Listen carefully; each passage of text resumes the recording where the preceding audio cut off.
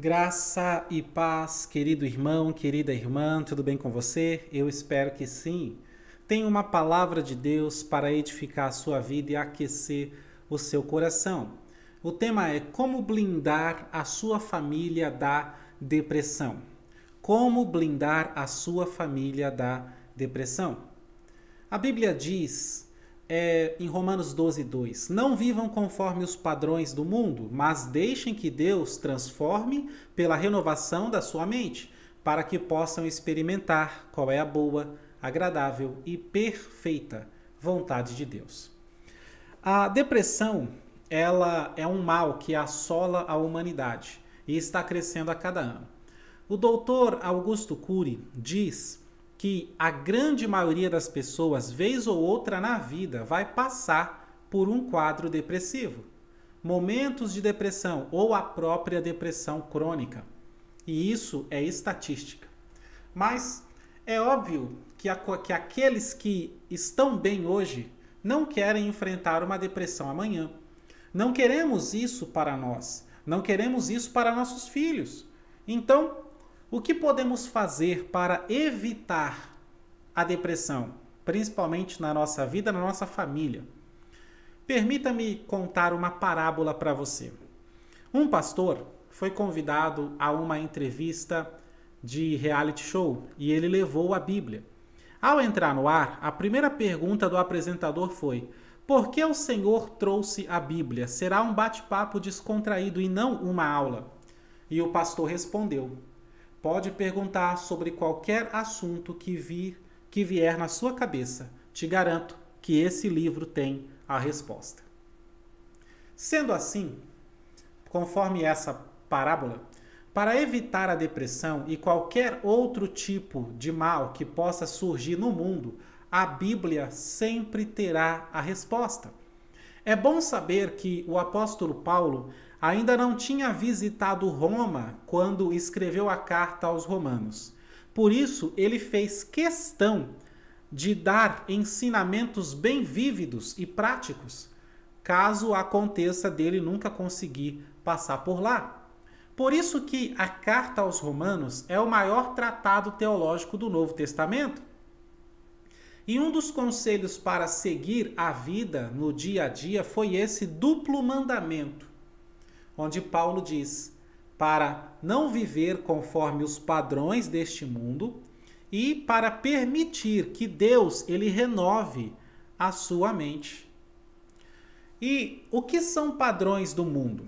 Bom, padrões do mundo são coisas que controlam a sua vida, como, por exemplo, a moda, que quer dizer para você o que você tem que vestir. Você não acha isso estranho? Ou a mídia dizendo no que você deve acreditar. Ou a cultura dizendo como você deve se comportar. Ou as ideologias dizendo no que você deve pensar. Assim, a Bíblia ensina a abrir a mente, não se conformar com o mundo, não viver em concordância com o mundo, e fazendo isso, você deixa sua mente livre para Deus. Aleluia. E o que é renovação da mente? Bom, é algo que Deus ele faz em você através da santa palavra. É a renovação da mente. Veja João 6:63, Evangelho, e Evangelho de João 15, verso 3. Renovação da mente é conversão, arrependimento, batismo, dons, revelação. A palavra de Deus nos traz liberdade. O salmista diz, Salmo 119:45, andarei em liberdade, porque busco os teus preceitos. A palavra de Deus, ela abre nossa mente para pensar por conta própria, guiados pelo Espírito Santo, de maneira que todo o nosso ser vai sendo transformado. Sabendo que nossos pensamentos guiam nossas ações, é por isso que uma mente cheia da palavra de Deus vai guiar o corpo e tudo que é bom, tendo como consequência, a santidade. Agora, uma mente vazia da palavra de Deus vai ter um efeito contrário. Ela vai guiar o corpo ao pecado, tendo como consequência as enfermidades. Veja, por exemplo, Evangelho de João 5:14. O significado da palavra transformai-vos é arrependei-vos. Vem de metanoia, no grego, que significa mudança de pensamento. Ou seja, o mandamento de Paulo é que o cristão viva em constante arrependimento, para ser sempre renovado através da palavra de Deus, que nos corrige, nos exorta, nos alinha, nos molda e nos aviva. Um cristão maduro, quando ele faz algo errado, ele logo se arrepende. É como quem cai no fogo e pula rápido para fora.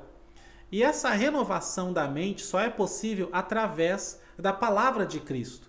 Pois aquele que abre o ouvido para a palavra de Deus permite que ela chegue na sua mente. E essa palavra vai abrir o caminho para o espírito humano. E então a pessoa ela é tocada pelo Espírito de Deus.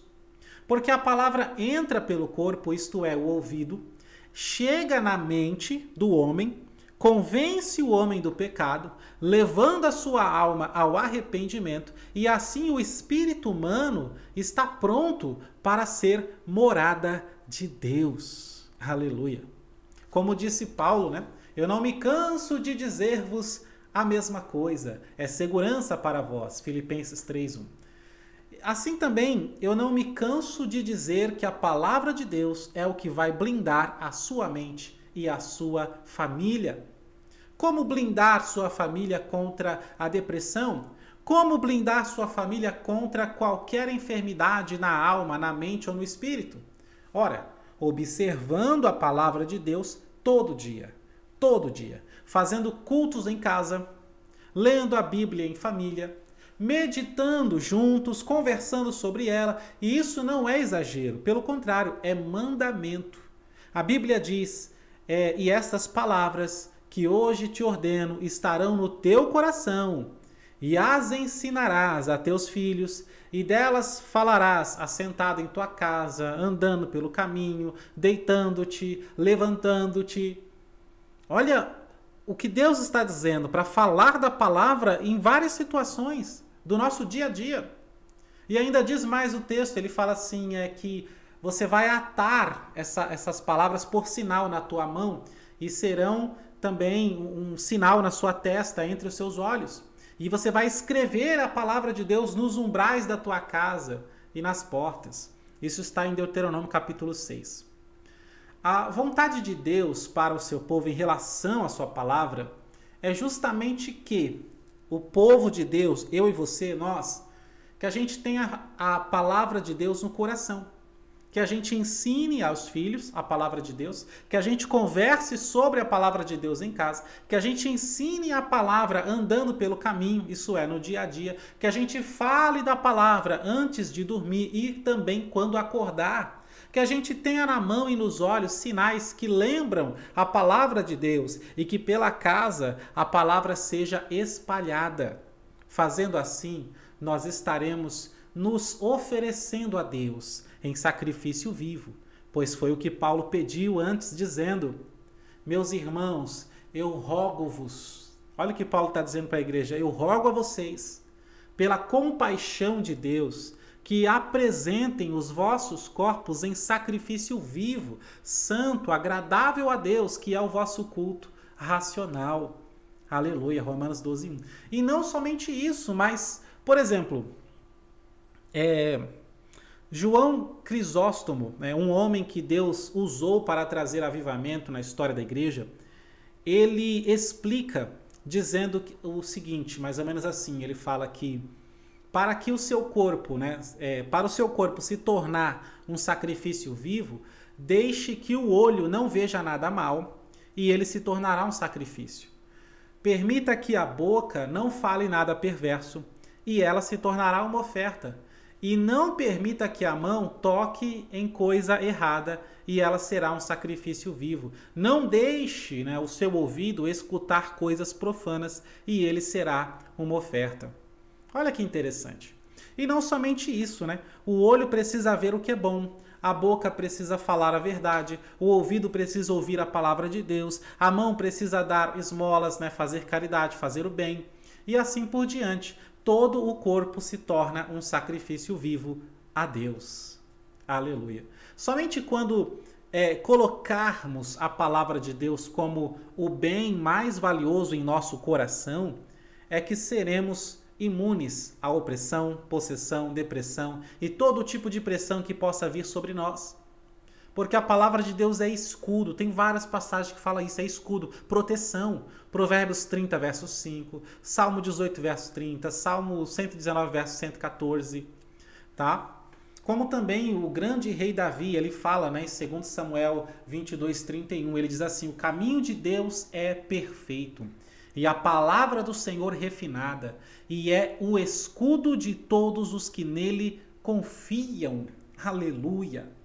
Paulo diz em Efésios 6,16 que a fé é o escudo da armadura de Deus, porque a fé só é válida se for creditada na palavra de Deus. Por exemplo, você sabia que crença em filosofia não é fé? Crer em espíritos não é fé? Crer na placa da tua igreja não é fé? Crer no pastor ou pregador não é fé? Só é fé se for crer na palavra de Deus. Por isso que a fé só é escudo quando creditada na santa palavra. Na verdade, toda a armadura de Deus é com base na palavra. Todas as peças da armadura apontam para a Bíblia Sagrada. Veja, por exemplo, cinto da verdade. A palavra é a verdade, João 17:17. Portanto, cinto da palavra.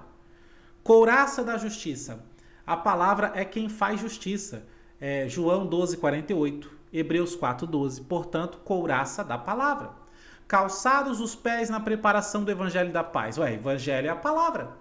Capacete da salvação. A palavra é quem nos salva. Tiago 1:21, Atos 11:14, 1 Coríntios 1:18. O quão mais você precisa ouvir para começar a meditar na Bíblia todo dia? Tá? O que a gente tem que fazer para você se convencer? O que mais você precisa entender para ensinar a palavra aos seus filhos? Já é hora de nos convertermos de verdade. Crente que não lê Bíblia não é crente, não é cristão, coisa nenhuma. Não é por outro motivo que os filhos de crentes lotam as cadeias por aí e as festas mundanas e não estão desviados, pois como poderiam se desviar daquilo que nunca creram? Pois não houve quem os ensinasse. Eles não cresceram ouvindo a palavra, não tinha palavra em casa. Mas que não seja assim na sua vida, que não seja assim na sua família, que você possa dizer comigo, junto comigo: eu me comprometo, Senhor, eu me comprometo, Deus, a blindar a minha família com a tua santa palavra, para que haja avivamento nesta nação e curas em grande proporção, para que toda a minha descendência seja protegida e edificados sejam todos os que passarem pela nossa vida, porque a tua palavra é remédio, é alimento, é energético, é sustento, é prevenção, é provisão para todos nós. Amém. Glória a Deus. Se essa palavra edificou a sua vida, comenta aqui embaixo. Não esquece de deixar um like no vídeo e se inscrever também no canal, tá bom? Além de compartilhar com os nossos irmãos e com muitas pessoas que precisam aprender e conhecer mais e melhor a palavra de Deus. Um abraço, que Deus te abençoe.